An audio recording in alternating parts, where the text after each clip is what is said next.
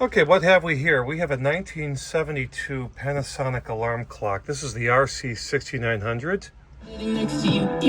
Really nice AM FM tone controlled clock radio.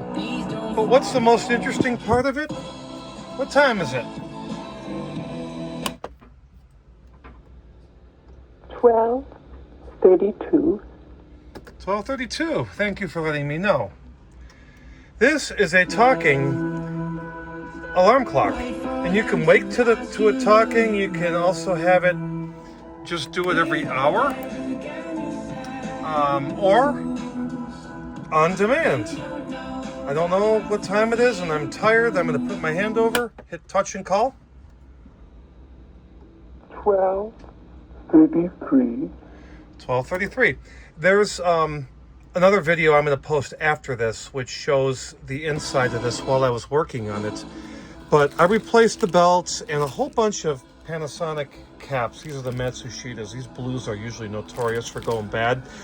I just recapped it on principle, but it turns out the biggest issue was a transistor in the amp, which I didn't keep. I guess I threw it out. But there's a transistor that was keeping the amp from working at all.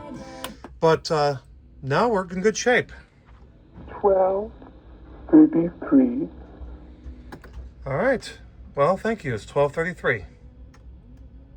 Let us know what's on your mind. The River text line is... Okay, I recapped this Panasonic RC-6900. It's from like 1972. It also needed a new transistor, and I think I threw it out. I should have kept it. But check this out. 11:41. It talks, and it's fully mechanical. It's got a disc in here and a motor and a tape head that reads it. And it goes by the hour, and then it goes by the minute. It's just crazy. That's why I got this thing.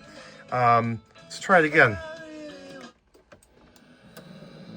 11:41.